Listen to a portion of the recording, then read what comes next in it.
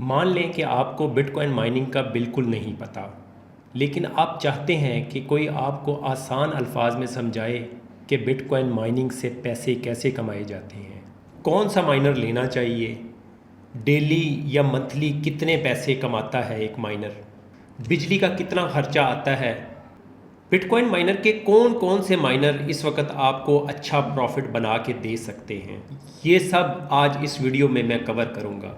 मुझे डेली लोग कांटेक्ट करते हैं और ये कहते हैं कि हमें बिटकॉइन माइनिंग के बारे में गाइड करें, हमें बिटकॉइन माइनिंग का आइडिया नहीं है।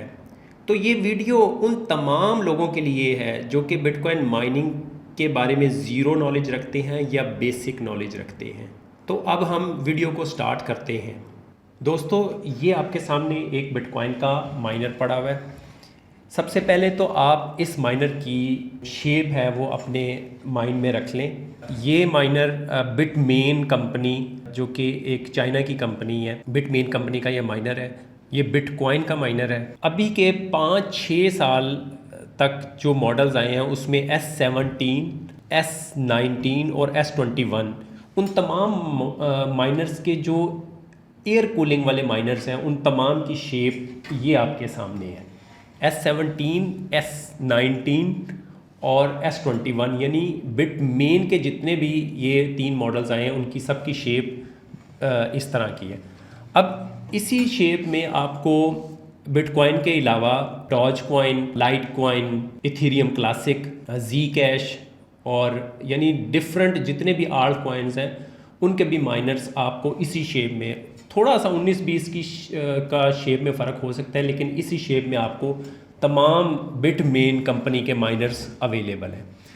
अच्छा, एक और चीज़ आप अपने माइंड में रख लें कि 2 कंपनीज़ हैं जो कि इस वक्त लीडिंग कंपनीज़ हैं दुनिया की, एक बिटमेन और दूसरी है वर्ट्स माइनर। इन 2 कंपनीज़ के अलावा हमने किसी और तीसरी कंपनी का माइनर यूज़ नहीं करना। अब इस माइनर का मैं आपको थोड़ा सा रिव्यू देता हूँ। इसमें 2 फैंस लगे हुए हैं, 2 फैंस एक साइड पे, फ्रंट साइड पे, और 2 फैंस इसके बैक साइड पे। उसके बाद इसके साइड पे पावर सप्लाई लगी हुई है, ये पावर सप्लाई है इसकी, और ये इसका कंट्रोल बोर्ड है जिसके अंदर इंटरनेट का कनेक्शन लगता है और इंटरनेट की कनेक्टिविटी होती है।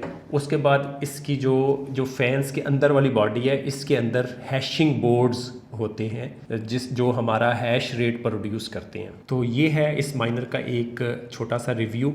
अब ये बात समझने के लिए कि आपको कौन सा माइनर फ़ायदा दे सकता है, आपको नए या पुराने मॉडल में फ़र्क का पता होना चाहिए। जैसे कि मैंने आपको बताया कि 5 साल पहले तक S17, फिर S19 और S21, और अभी जो इस वक्त लेटेस्ट है वो S23 मार्केट में माइनर सबसे लेटेस्ट चल रहा है। तो आज अब हम ये कंपैरिजन करेंगे कि आपके लिए सबसे फ़ायदेमंद माइनर कौन सा हो सकता है। आप लोगों को ये बात आसान अल्फाज में समझाने के लिए मैं बताता हूँ कि 2013 में मैंने जब माइनिंग स्टार्ट की तो बिटमेन कंपनी, जिसका ये माइनर आपके सामने पड़ा है, बिटमेन कंपनी ने अपना पहला माइनर S1 लॉन्च किया। S1 के बाद S2, S3, फिर S5, और ये चलते चलते आज इस वक्त जब मैं आपके साथ बात कर रहा हूँ तो S23 लॉन्च हो चुका हुआ है, जो कि इस वक्त का सबसे लेटेस्ट माइनर है। S1 और S23 में कितना डिफरेंस है दोस्तों? S23 माइनर इलेक्ट्रिसिटी के मामले में 300 गुना ज़्यादा एफिशिएंट है S1 के मुकाबले में, यानी कि एक S23 जो है वो 300 गुना कम बिजली इस्तेमाल करता है S1 के मुकाबले में। बात बताने का मकसद ये है कि जितने भी माइनर्स लॉन्च हो रहे हैं उनकी इलेक्ट्रिक कंजम्पशन कम होती जा रही है और उनकी हैशिंग पावर बढ़ती जा रही है। अब आप पूछेंगे कि ये हैशिंग पावर क्या होती है? देखिए, हैशिंग पावर सेम इसी तरह है जैसे कि आपने स्टार्ट में आज से कोई 20 साल पहले पेंटियम पे काम किया, पेंटियम 1, पेंटियम 2 लॉन्च हुए, और आज के वक्त में हम जनरेशन्स पे बात कर रहे हैं कि 5th जनरेशन का लैपटॉप है, फिर 7th, फिर 8th, और अभी मार्केट में 14th जनरेशन चल रही है। लेकिन हम में से मैक्सिमम लोग 14th जनरेशन का लैपटॉप यूज़ नहीं करते। उसकी रीज़न ये है कि वो बहुत कॉस्टली है। इस वजह से हम क्या करते हैं कि हम 14th जनरेशन को छोड़ के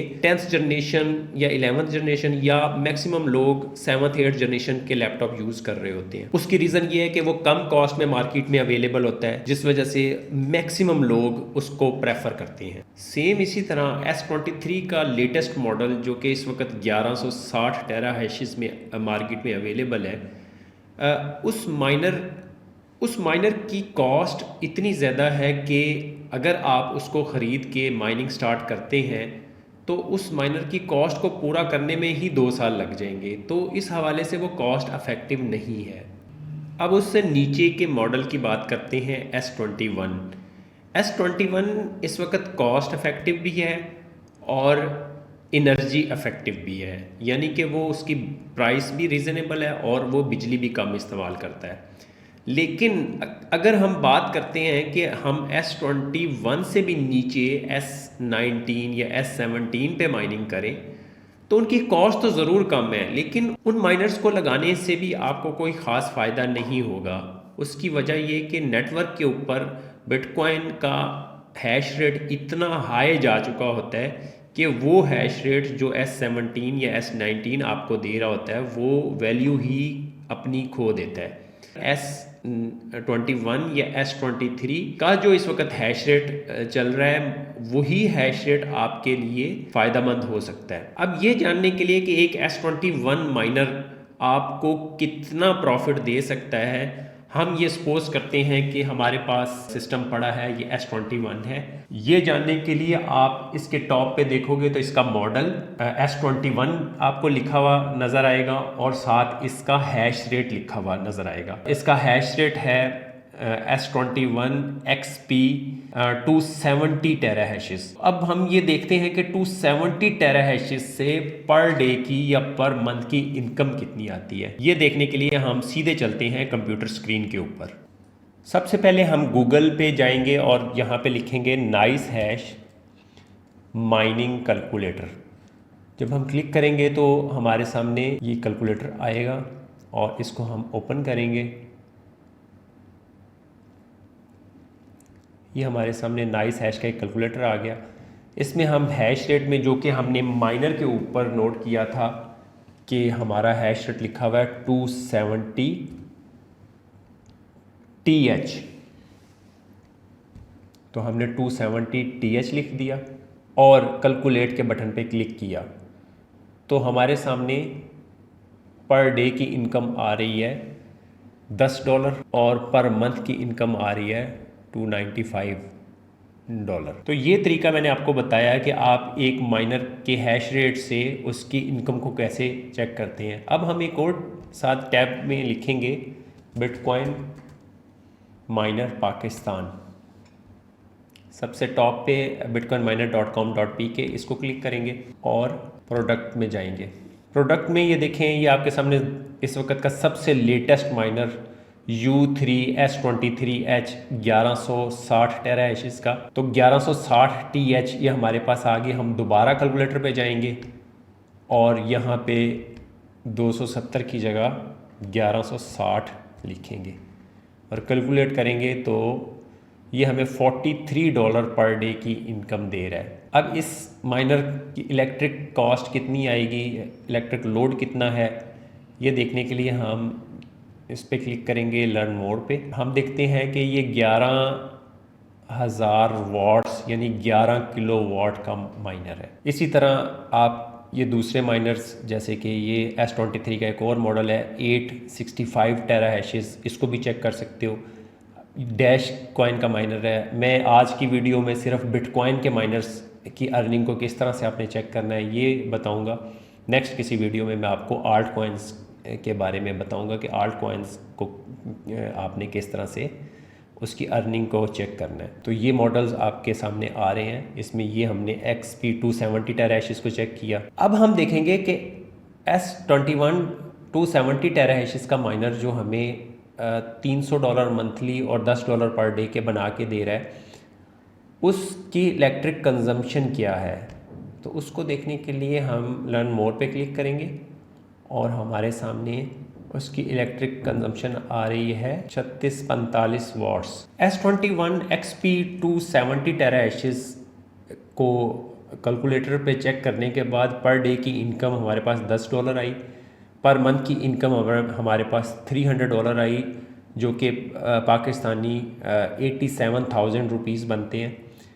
power consumption 3640 watts means 3.6 kilowatt multiply by 720 hours. 720 एक मंथ के आवर्स होते हैं। जब उसके साथ हमने उसको मल्टीप्लाई किया तो हमारे पास जो रिजल्ट आया 2624 किलोवाट पर आवर। ये एक मंथ के यूनिट्स हैं जो कि एक माइनर कंज्यूम करेगा। अगर 10 रुपये का एक यूनिट होता है तो 26,444 रुपये बिजली का बिल आएगा, जबकि आपकी इनकम है 87,000। दोस्तों एक बात का ख्याल रखें कि ये अभी बिटकॉइन क्योंकि आपके सामने $78,000 पे चल रहा है, तो आपको इस वक्त ये इनकम आ रही है। अगर बिटकॉइन की प्राइस डबल हो जाती है तो ये इनकम भी आपकी डबल हो जाएगी, जिसकी वजह से आपके एक माइनर की ROI जो है वो काफ़ी नीचे आ जाएगी। तो मैं उम्मीद करता हूँ कि मेरी आज की ये वीडियो आपके लिए काफ़ी इन्फॉर्मेटिव रही होगी। चैनल को लाइक करें, सब्सक्राइब करें और दिलचस्पी रखने वाले लोगों के साथ ज़रूर शेयर करें। अल्लाह हाफ़िज़।